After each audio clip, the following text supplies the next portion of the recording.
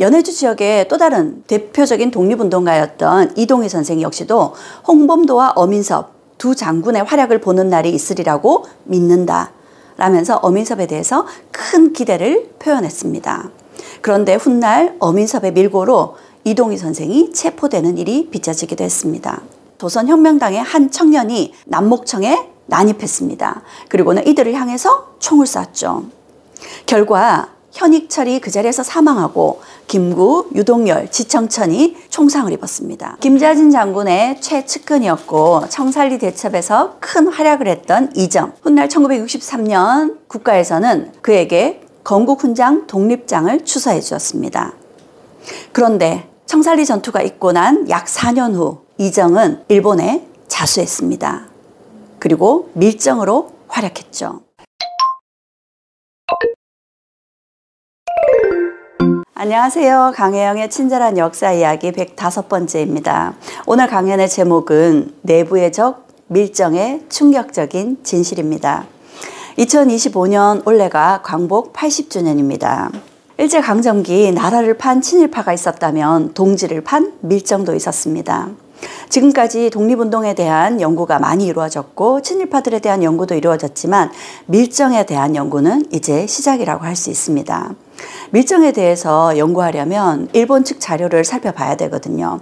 이제서야 일본 측 자료들이 조금씩 공개되고 있습니다. 하지만 밀정을 주제로 한 영화는 몇 편 나왔고 많은 인기를 얻었습니다. 그 영화들 중 인상적인 장면과 대사들을 좀 살펴보겠습니다. 영화 하얼빈에서 이토 히로부미가 한 말입니다. 조선이란 나라는 어리석은 왕과 부패한 유생들이 지배한 나라지만 국난이 있을 때마다 이상한 힘을 발휘한단 말이지. 끊이지 않고 계속되는 독립운동가들의 활동을 말하고 있는 것 같습니다. 영화 암살에서 안윤옥의 대사입니다. 많은 사람들이 기억하고 있는 대사이죠. 그치만 알려줘야지 우린 계속 싸우고 있다고. 이번에는 하얼빈에 나온 장면인데요. 영화 하얼빈 속에 이창섭이라는 인물은 안중근 의사와는 독립운동의 결이, 스타일이 다른 사람입니다. 안중근 의사와 이창섭은 사사건건 갈등을 불러일으키고 대립했던 모습을 보이고 있는데요. 그런데 이창섭이 일본군 장교에게 죽임을 당하기 직전 그를 향해 이렇게 이야기를 합니다. 안중근은 너 따위하고는 비교도 안 되는 고결한 인간이야. 이 대사에서 사사건건 갈등을 일으켰던 두 사람이지만 두 사람 사이에 완벽한 믿음과 끈끈한 동지애가 깔려 있었음을 확인할 수 있었습니다. 정말 감동적인 대사였습니다. 영화 속의 밀정들은 이렇게 변명을 늘어놓습니다. 영화 암살의 염석진은 몰랐으니까, 해방될 줄을 몰랐으니까, 알았으면 그랬겠나 하는 변명을 늘어놓죠. 영화 밀정 속 김우진이라는 인물은 실제 의열단의 김시연을 모델로 한 인물입니다.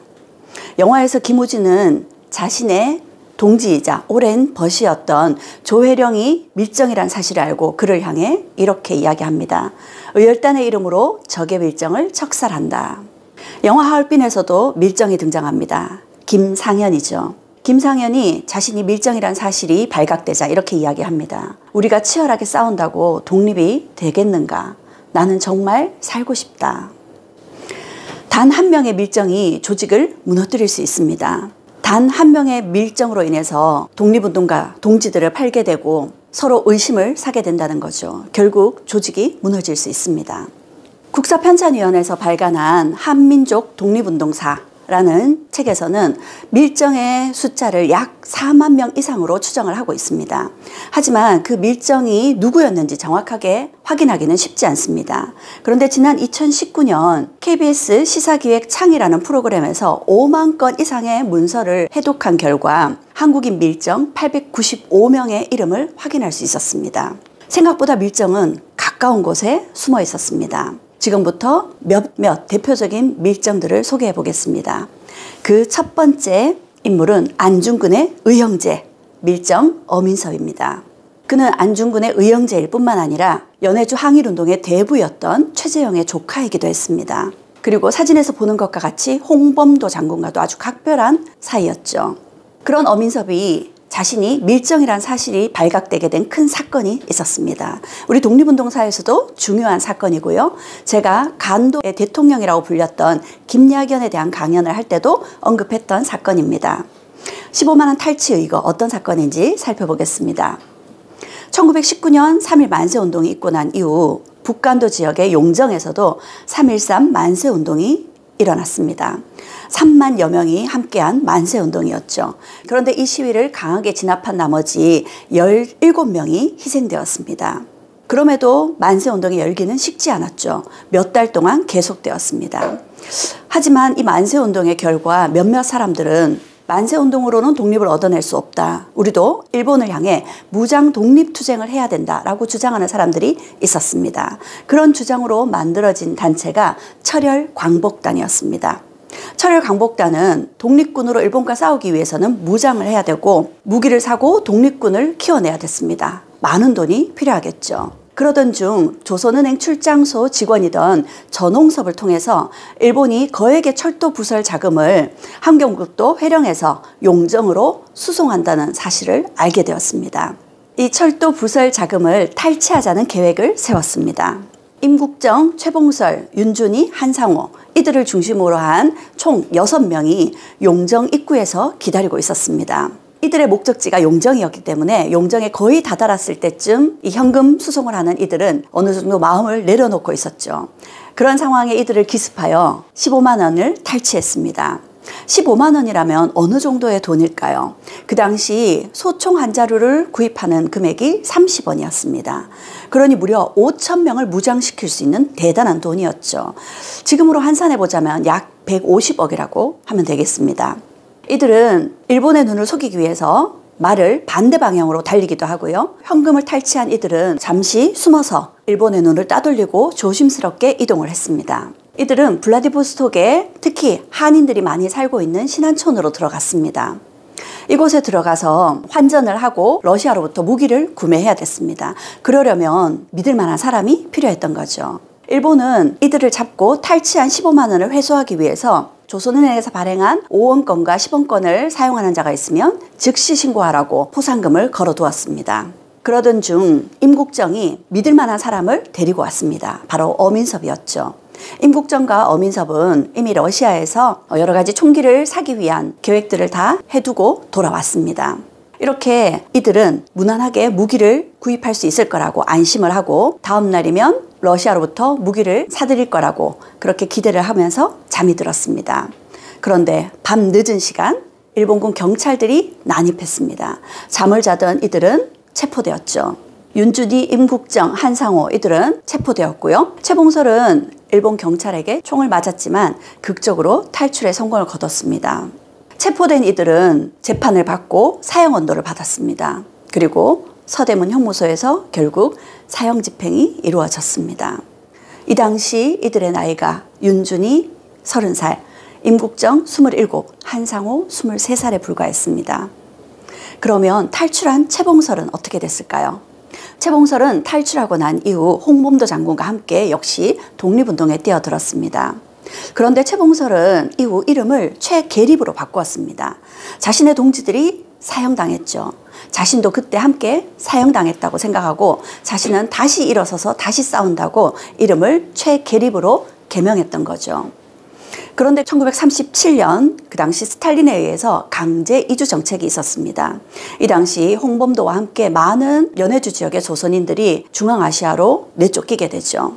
최봉설 역시도 중앙아시아로 내쫓겨서 이후 1973년에 카자흐스탄에서 돌아가셨습니다.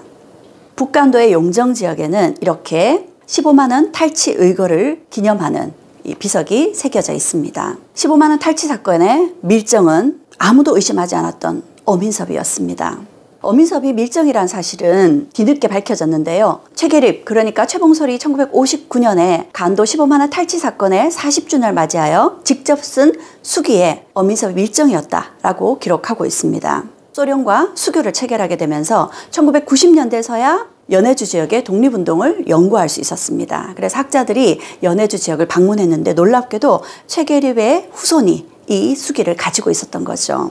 일본 총영사관의 정보 보고서에 따르면 우리 밀정이, 여기서의 우리 밀정이 어민섭을 뜻합니다.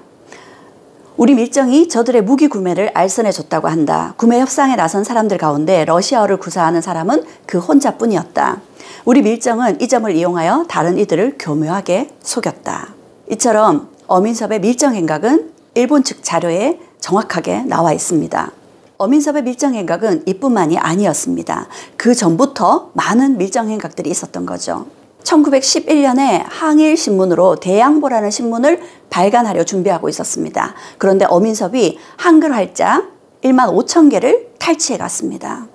무려 93kg의 무거운 양이었습니다. 이 때문에 대양보 신문 발간은 이루어질 수 없었죠. 그리고 밀정 어민섭은 자신과 함께 밀정 행각을 하던 이가 발각이 되자 그를 몰래 탈출시키기도 했습니다. 연해주 지역에 농장을 경영하면서 동시에 독립군을 양성하기 위한 둔전령이라는 걸 설립할 때에도 이와 같은 자료들을 일본 측에 밀고 했던 이가 바로 어민섭이었습니다. 어민섭, 그는 왜 밀정이 되었을까요?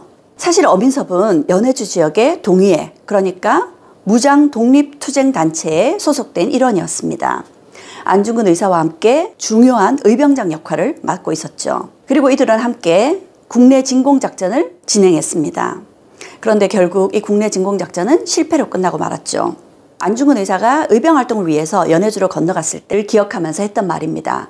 그곳에 훌륭한 인물 두 분이 또 있었으니 하나는 어민섭이요, 또 한 사람은 김기룡이었다. 나는 그 두 사람과 형제의 의를 맺었다. 그리고 안중근 의사는 또 이렇게 이야기했습니다. 어민섭은 블라디보스톡에서 가장 친하게 지냈던 사람이다 라고요. 연해주 지역의 또 다른 대표적인 독립운동가였던 이동희 선생 역시도 홍범도와 어민섭 두 장군의 활약을 보는 날이 있으리라고 믿는다 라면서 어민섭에 대해서 큰 기대를 표현했습니다. 그런데 훗날 어민섭의 밀고로 이동희 선생이 체포되는 일이 빚어지기도 했습니다. 어민섭은 언제부터 밀정을 했을까요? 일본의 기밀문서에 따르면 어민섭은 1908년 11월경 본 영사관에 출두하여 첩보자로서 고용해달라고 직접 청원했다고 합니다. 1908년 11월이면 아마도 국내 진공작전이 영산전투의 패배로 결국 실패로 끝나고 난 이유가 아닐까 이렇게 추측해 볼 수 있습니다. 러시아의 지방관청 기록에는 이런 내용이 적혀 있습니다. 지방 거주민들의 말에 따르면 어민섭은 속이기와 카드놀이에 아주 능한 사람이며 방탕하다. 어민섭이 도박에 빠졌고 남을 잘 속이고 방탕한 생활을 했다는 거죠. 그는 부인 외에도 여러 명의 첩을 거느렸다고 합니다. 그런 생활을 하자니 많은 돈이 필요했겠죠. 어민섭이 밀정 활동을 했던 기간은 1908년부터 1922년까지입니다. 1922년에 연해주 지역을 비롯한 러시아 동쪽 지역에 진출했던 일본이 군대를 철수하게 되면서 어민섭 역시도 일본 군대를 따라서 연해주를 빠져나왔습니다. 하지만 그는 러시아 말은 잘했지만 일본 말을 할 줄 몰랐습니다. 그러다 보니까 더 이상 일본의 밀정으로 효용 가치가 없었던 거죠. 그는 나중에 연해주가 바로 인접해 있는 훈춘이라는 곳에서 52세의 나이로 병사하게 됩니다. 그가 죽기 직전에는 밀정으로서의 자신의 과거를 후회했을까요? 두 번째는 임시정부의 밀정들입니다.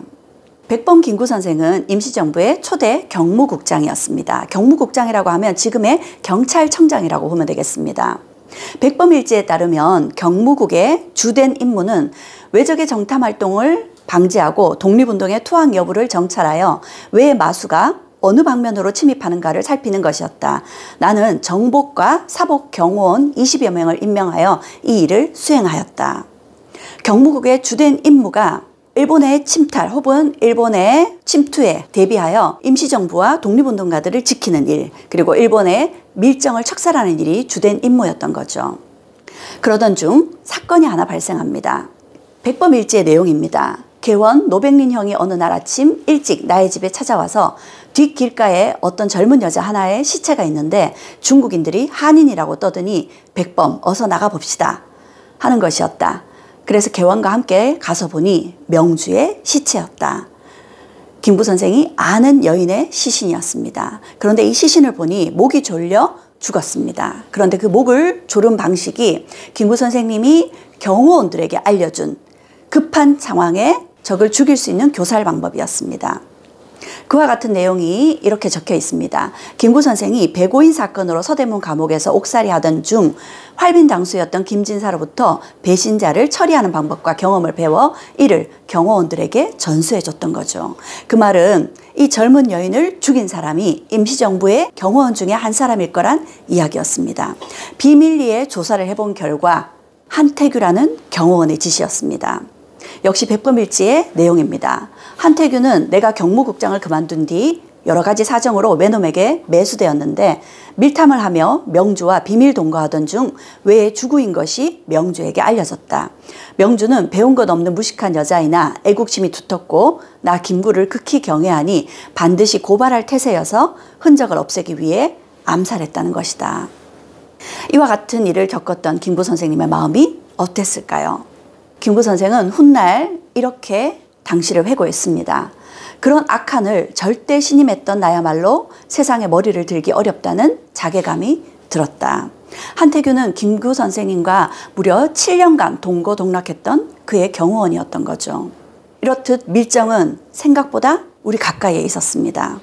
1932년 이봉창 의사의 의거와 윤봉길 의사의 의거가 있고 난 이후 김구 선생의 이름은 동아시아에서 유명세를 떨쳤습니다. 일본은 김구 선생을 암살하기 위해 여러 차례 밀정을 투입했죠. 그 첫 번째 암살 음모가 있었습니다. 그런데 김구 선생은 자신에 대한 암살 음모를 미리 알고 있었습니다. 왜구가 나의 종적이 난징에 있다는 냄새를 맡고 상하이에서 암살대를 파견한다는 보고를 접했다. 공자묘 근처에 사람을 파견하여 시찰해 보니 과연 사복 일본 경찰 7명이 대오를 지어 순찰하고 있더라는 겁니다. 당시 일본은 오대근이라는 사람을 밀정으로 포섭해서 김구 선생을 암살하고자 했던 겁니다. 김구 선생 암살의 책임자였던 나카노는 김구가 난징에 있다는 것을 확인하고 오대근에게 1935년 1월 김구 암살을 지시했던 겁니다. 중국인 특별공작원 2명을 데리고 난징에 갔던 오대근은 이병창 통역관을 만나 공작원 5명을 인계받고 보례관을 나섰으나 중국 관원에게 적발돼 처형되었습니다. 밀정을 활용하여 김구 선생을 암살하고자 했던 첫 번째 계획은 실패로 돌아갔죠. 이후에도 김구 선생을 암살하고자 한 시도는 계속되었습니다. 이번에는 김구 선생 암살 계획의 책임자인 히토스키가 무정부주의자들을 활용해서 김구 선생을 죽이려 했던 거죠. 히토스키는 무정부주의자 김오연을 체포한 후 백범의 측근이었던 안공근이 꾸민 짓으로 이를 부추깁니다. 그리고 이를 같은 무정부주의자였던 정화암에게 알려 반감을 이용해 백범에게 격발한다는 계획을 총독부에 제출합니다. 그런데 무정부주의자 정화암은 김오연이 체포된 것이 김구와 자신을 분열시키려고 했던 일본의 계략임을 이미 눈치채고 있었던 거죠. 그래서 오히려 히토스키가 자신을 암살자로 포섭했다고 믿게 만들어서 300원의 활동비를 가로채는 역공을 펼쳤습니다.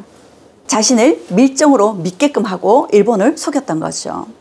이처럼 그 당시 밀정을 두고 치열한 두뇌 싸움, 아주 치열한 심리전이 있었음을 알 수 있습니다. 김구 선생을 암살하고자 하는 가장 큰 사건이 남목청 사건입니다. 1938년 남목청에 조선혁명당과 한국국민당, 한국독립당 대표들이 모였습니다. 3당 합당을 통해서 독립운동을 통합적으로 시도하고자 하는 노력이었죠. 그런데 이에 반대하는 조선혁명당의 한 청년이 남목청에 난입했습니다. 그리고는 이들을 향해서 총을 쐈죠. 결과 현익철이 그 자리에서 사망하고 김구, 유동열, 지청천이 총상을 입었습니다. 특히 김구 선생의 총상은 치명적이었습니다. 심장 아래에 총알이 박혔던 거죠. 의식을 잃은 김구 선생은 도저히 살릴 수 없어 보였습니다. 그래서 수술도 하지 않은 채 한 곳에 방치해 두었는데 놀랍게도 3시간 이상 죽지 않고 버텼던 거죠. 그제서야 급히 수술이 이루어졌고 김구 선생은 목숨을 구할 수 있었습니다. 여기 김구 선생의 총상의 흔적이 보이시죠? 어느 정도 회복이 되고 난 이후 찍은 사진입니다. 그리고 얼마 후 임시정부 국무위원은 다음과 같은 발표를 했습니다. 범인 이훈환이란 자로 말하면 본래 조선혁명당 당원으로서 반동사상을 품고 이 같은 화변을 일으켰다라고 발표했습니다. 그리고 이 남목청 사건은 이후에도 많은 연구자들이 연구한 내용을 이처럼 발표했습니다. 2008년에 한국 독립운동사 기록에도 남목청 사건은 3당의 연합 과정에서 소외된 조선혁명당의 강창재, 박창세, 이윤환 등이 일으킨 사건이며, 이 사건은 독립운동 세력의 내부 갈등이 심각했고 협동전선의 결성이 용이한 일이 아님을 보여준 사건이었다. 한마디로 독립운동 세력 간의 갈등으로 인해 빚어진 사건이다 라는 것이 학계의 평가였습니다. 그런데 지난 2018년 새로운 주장이 나왔습니다. 남목청 사건은 일제가 독립운동 진영의 내부의 세력 대결을 이용하여 치밀하게 공작을 펼친 결과 발생한 사건이라는 거죠. 바로 밀정을 활용한 사건이었음이 밝혀진 겁니다. 밀정을 활용한 것은 일본뿐만 아니라 우리 임시정부도 마찬가지였습니다. 일본의 후지 경부보는 한도원에게 김구와 김원봉이 장제스와 연락해 군자금과 무기를 모으고 조선 독립을 목적으로 투사를 양성하고 있다. 조선 청년을 입교시키고 있는 남경중앙군관학교에 입학해 정보를 빼내라 하고 한도원을 밀정으로 포섭했던 거죠. 독립운동가 출신이었던 한도원을 밀정으로 포섭해서 이런 명령을 내렸던 겁니다. 그런데 사실 한도원은 임시정부의 이중첩자, 이중밀정이었던 거죠. 이런 식으로 임시정부의 이중밀정이었던 한도원은 오히려 일본에 거짓 정보를 준다거나 일본을 오히려 혼란스럽게 만드는 역할을 했었던 겁니다. 당시 임시정부에서 발간했던 기관지였던 독립신문에는 일본이 파견한 밀정도 많지만 독립운동 단체가 만든 밀정도 적지 않다라고 적고 있습니다. 한 사람의 밀정이 자신의 동지를 팔고 그 동지를 죽음에 이르게 만들고 독립운동 세력의 갈등과 내분을 일으켰습니다. 그러다 보니 독립운동을 하는 사람들 사이에서는 서로가 서로를 의심하는 그런 양상이 계속되었고요. 또 마음에 들지 않는 사람, 자신과 뜻을 같이 하지 않는 사람을 밀정으로 모함하는 일까지 빚어졌습니다. 밀정이 야기한 굉장히 부정적인 일들이 많았던 거죠. 백번 김구는 나에게 한 발의 총알이 있다면 외놈보다 나라와 민주주의를 배신한 매국노 배신자를 100번 1000번 먼저 처단할 것이다 라고 말할 정도로 밀정을 척설하는 일에 무엇보다 집중했습니다. 그러다 보니 조금이라도 밀정이라고 의심되면 무조건 척결하는 그런 사태가 빚어지기도 했습니다. 세 번째, 김자진 장군의 막빈 밀정 이정입니다. 막빈이라고 하면 김자진 장군의 비서, 참모라고 해석을 하면 되겠습니다. 한마디로 김자진 장군의 최측근인 거죠. 여기 일본의 외무성 기밀 문서에 이정이 밀정임을 확인할 수 있습니다. 김자진 장군은 우리가 잘 알다시피 청산리 대첩의 주역입니다. 청산리 대첩이 있기 직전이었던 1920년 7월부터 9월까지 이정은 진중일지라는 일기 형식의 일지를 작성했습니다. 여기에는 김자진 장군의 북로군정 서군의 내부 사정을 아주 상세하게 적어두었죠. 그러다 보니까 독립운동을 연구하는 사람들에게는 중요한 1차 자료가 되고 있습니다. 이처럼 김자진 장군의 최측근이었고 청산리 대첩에서 큰 활약을 했던 이정. 훗날 1963년 국가에서는 그에게 건국훈장 독립장을 추서해 주었습니다. 그런데 청산리 전투가 있고 난 약 4년 후 이정은 일본에 자수했습니다. 그리고 밀정으로 활약했죠. 그가 일본에 밀고한 밀정 보고서 57장에는 그 당시 북로군정 서군에 중요한 내용들이 다 수록되어 있었습니다. 특히 김자진 장군과 의열단의 김홍봉이 합동해서 의거를 계획하고 있다는 중요한 기밀도 포함되어 있었습니다. 뿐만 아니라 함께 활약했던 독립군들의 정보가 아주 상세히 기록되어 있었습니다. 김자진 장군에 대해서 대한독립군단 총사령관 김자진은 키가 6척 1촌 5부에 얼굴은 타원형이고 눈빛은 형형하고 사람을 두렵게 하며 똑바로 볼 수 없게 하는 느낌이 있다. 유도, 승마, 권총 사격에 능하고 총명함이 출중하며 좌담에 능하다. 특히 해악은 타의 추종을 불허한다. 이처럼 상세한 내용은 김자진 장군의 최측근만 알 수 있는 내용들이었습니다. 뿐만 아니라 함께 활약했던 독립군들의 인상착의 그리고 그들의 성격까지 상세히 보고하고 있습니다. 이 같은 내용은 일본에게는 중요한 자료가 되었을 것이며 우리 독립군들에게는 치명적인 정보가 되었겠죠. 특히 군자금에 대해서도 상세히 기록하고 있었습니다. 이정이 일본에 밀고하고 난 이후 이옥래와 강승경이 체포되었습니다. 이들은 군자금을 책임지는 사람들이었죠. 이들은 체포되어 각각 징역 10년과 징역 12년 선고를 받았습니다. 이옥래와 강승경은 이후 1995년과 2009년에 건국훈장, 애국장을 수여받았습니다. 그런데 이들 말고도 이정이 밀고한 군자금 책임자들이 또 있었습니다. 이정은 국내의 비밀리에 군자금을 모으러 간 최춘식, 이완희도 일본에 밀고했습니다. 일본 자료에는 이들의 이름이 불령선인, 불량한 조선인이다, 조선을 비하하는 말로 기록되어 있지만 우리 역사에는 이들의 이름을 찾아볼 수 없습니다.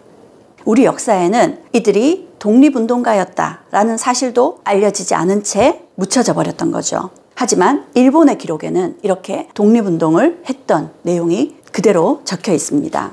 아이러니하게도 밀정 보고서가 독립운동사를 밝힐 수 있는 자료로 활용되어야 할 지경이 되었던 거죠.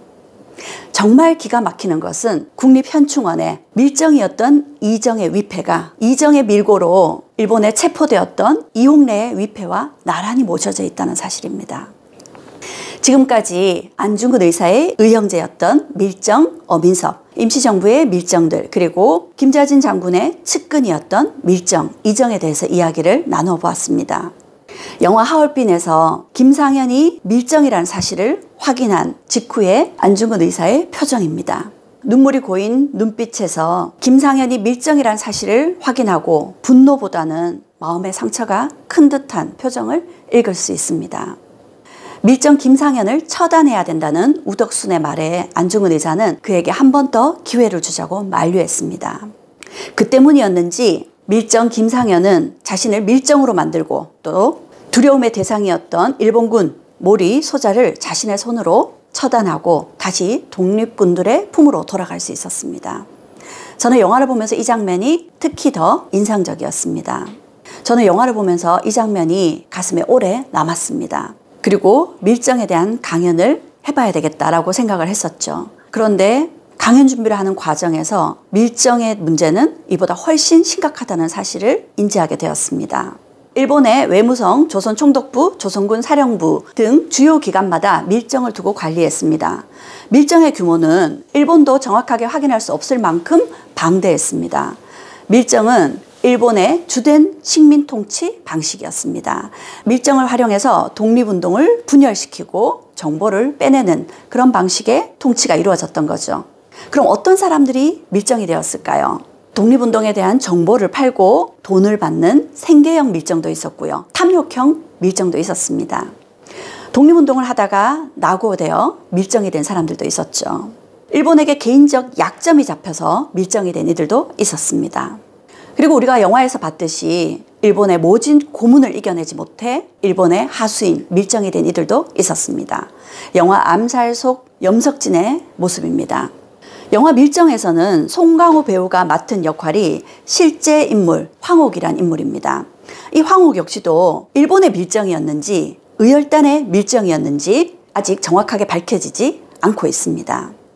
그들이 밀정이 된 이유들을 살펴보면 언제 독립이 될지 알 수 없는 막막함과 두려움이 그들을 밀정으로 만들었습니다. 한 사람의 밀정이 동지의 이름을 팔고 그들을 죽음에 이르게 만들고 독립운동가들 사이에서 의심을 불러일으키고 그 의심이 결국 조직을 붕괴시키는 안타까운 모습을 볼 수 있었습니다. 그런 모습을 보면서 그렇지 않아도 힘들었을 독립운동이 또 얼마나 더 힘들었을까 하는 생각이 들었습니다. 밀정, 여러분은 어떻게 생각하십니까? 밀정을 통해 단 한 사람의 배신이 얼마나 많은 사람의 목숨을 앗아가고 또 얼마나 많은 불신을 낳을 수 있는지 잊지 마시길 바랍니다.